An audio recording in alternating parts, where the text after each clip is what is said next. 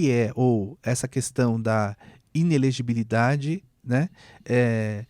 O que diferencia essa questão do que é do cidadão que é alistável do que é inelegível? Primeiro de tudo, para que a gente possa seguir aqui avançando na nossa conversa. Vamos lá, Rutinaldo. Inelegibilidade é o seguinte: o prefixo IN antes da palavra elegibilidade significa não elegibilidade. Então, o inelegível é aquela pessoa que não pode se eleger, não pode ser candidata, não pode ser eleita. E as inelegibilidades, elas têm natureza constitucional ou infraconstitucional. Então, existem inelegibilidades na Constituição e existem inelegibilidades na chamada Lei da Ficha Limpa, que é a Lei Complementar 64 de 90. E é importante também que os amigos e as amigas entendam que a candidatura, para eu poder ser candidato, eu preciso requerer o registro da minha candidatura à Justiça Eleitoral. Não é algo automático. Então, por exemplo, decido ser candidato. Eu preciso pedir uma autorização para a Justiça Eleitoral. Eu preciso entrar com o meu pedido de registro para a Justiça Eleitoral, como você sabe.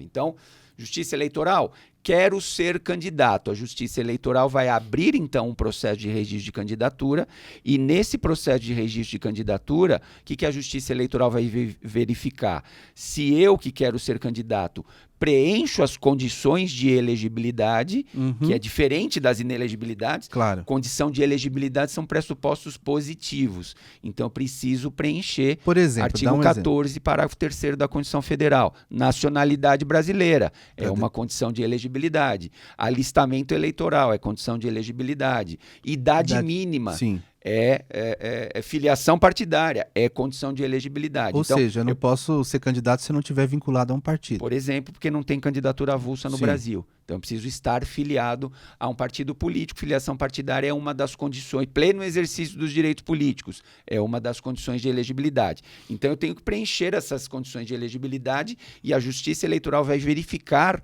se eu preencho ou não no processo de registro. Também no processo de registro, existe a possibilidade de um amiguinho impugnar o outro, de um candidato impugnar o outro. Então, eu peço o registro da minha candidatura e você, que é meu adversário lá no município, vai dizer o seguinte: opa, o Alexandre não pode ser candidato porque ele está inelegível, ele tem uma condenação, ele foi condenado criminalmente no passado, etc. e tal. Então, ele está inelegível por conta dessa condenação anterior. Pela prática do crime A, B ou C, ele está inelegível. E aí você vai impugnar o registro o meu pedido de registro de candidatura. Então, no processo de registro de candidatura, a Justiça Eleitoral, então, vai, no final, dizer: o Alexandre pode ou não ser candidato. Eu, Justiça Eleitoral, vou deferir o pedido de registro ou vou indeferir o pedido de registro. Para dizer se defere ou se indefere, a Justiça Eleitoral analisa se estão preenchidas as condições de elegibilidade e se a pessoa incide ou não em alguma inelegibilidade. Quer dizer, então a primeira questão aqui, dentro do que você está nos explicando, seria o quê? Se a pessoa não reunir as condições necessárias para ser candidato, a Justiça Eleitoral indefere, ou seja, ela diz assim: olha, você não vai ser candidato, você não pode ser eleito porque você não reúne todas as condições de elegibilidade. Isso. Esse é um ponto. Perfeito. Agora, por outro lado, se a pessoa preencher dentro do que você explica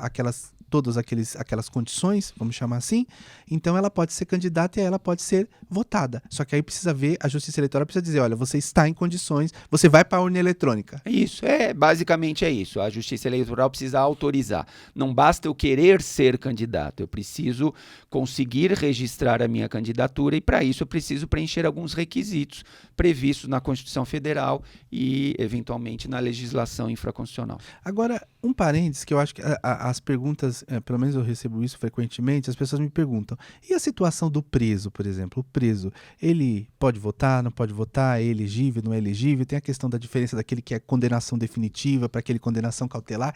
Explica isso daí pra gente. Bom, você já deu mais ou menos a resposta. A questão do preso, a resposta é depende. Depende da situação. Ele é um preso com condenação definitiva ou ele é um preso provisório? É um preso por prisão preventiva ou por prisão temporária? provisória. Se é um preso que está cumprindo pena já com o trânsito em julgado, então a pessoa cometeu Já foi um homicídio, condenado, já está reconhecida a culpa. Isso, cometeu um homicídio, foi processado, recorreu, transitou em julgado a condenação, está cumprindo pena. Essa pessoa que está cumprindo pena por condenação criminal transitada em julgado está com seus direitos políticos suspensos. Porque todo aquele que tem condenação criminal transitada em julgado, enquanto durarem os efeitos da condenação, está com os direitos políticos suspensos. Esse é o artigo 15.3 da Constituição Federal. É uma das hipóteses de suspensão dos direitos políticos. Quem está com direitos políticos suspensos não vota e não pode ser votado. Porque a suspensão dos direitos políticos, você não exerce direito político, você está com os direitos políticos suspensos. Então, esse é o preso com condenação transitada em julgado, condenação criminal transitada em julgado. O preso provisório, ele não tem suspensão dos direitos políticos. Portanto, o preso provisório pode votar e muitas vezes vota porque já é um esforço da Justiça Eleitoral em todos os estados de levar urnas eletrônicas até o CDP, né, o Centro de Detenção Provisória. Então, nos centros de detenção provisória, os presos que se habilitarem previamente terão direito de votar porque eles estão com os direitos políticos não suspensos ainda. Sim. Só vai suspender se transitar em julgado a condenação. Como a pena é provisória que ele está cumprindo, ele está ainda no exercício dos direitos políticos e, portanto, o voto para ele, mais do que poder, seria um dever, porque o voto é obrigatório no Brasil para o brasileiro acima de 18 anos e até 70 anos. De 18 a 70, o voto é obrigatório no Brasil.